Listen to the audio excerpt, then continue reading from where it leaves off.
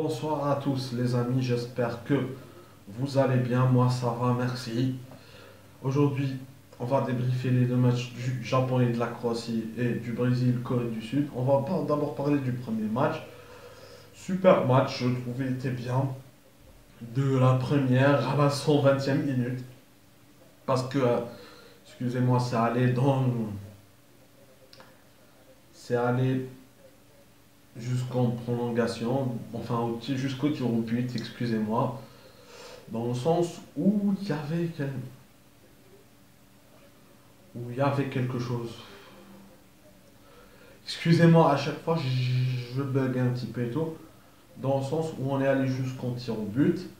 Et vraiment, le tir au but, c'est vraiment la partie, comme je vais le dire, qui peut être quitte ou double. En gros, là, c'est la psychologie qui va jouer dedans, parce que soit tu es bien, tu tires bien les pénalties et tu as des chances de gagner, soit tu tires mal voilà, le penalty et tu peux perdre dans cette séance. C'est vraiment la séance la plus stressante.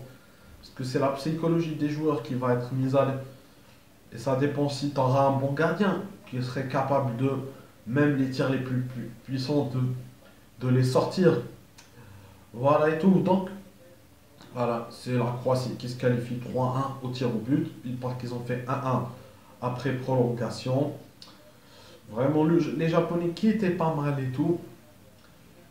Vraiment, on avait une Croatie, vraiment vice-championne qui continue à faire bon truc et tout, qui est comme contre le Danemark en 2018. Vraiment, s'est battu, a joué jusqu'au tir au but et elle passe encore une fois. Sinon, un autre match très très sympathique, le match entre le Brésil et la Corée du Sud. Bon, après quand ils ont gagné 4-0, j'ai décroché un petit peu parce que voilà, c'est devenu un match sens unique. À noter retour de Neymar.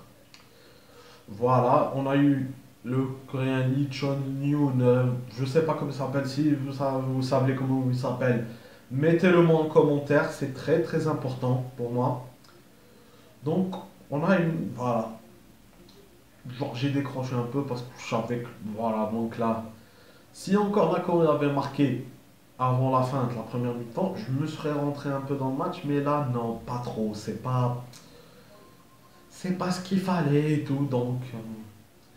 Voilà, un Brésil qui a été largement supérieur. C'était vraiment quasiment un non-match.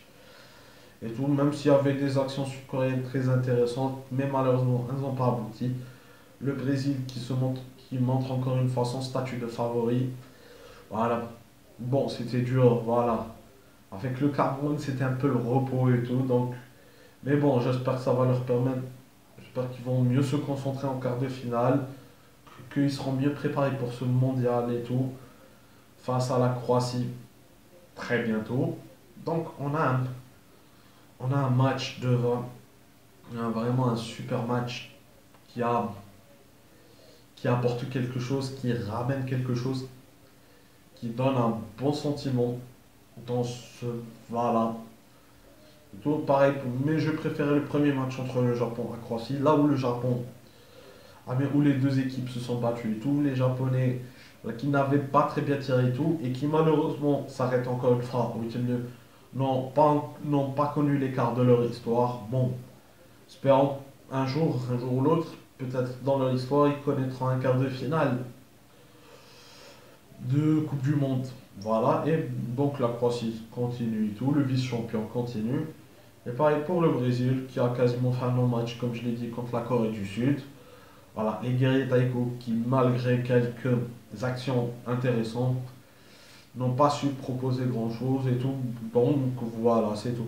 Bon les amis, j'espère que cette vidéo vous a plu. Comme d'hab, likez, commentez, partagez, abonnez-vous à mes réseaux sociaux, c'est très important.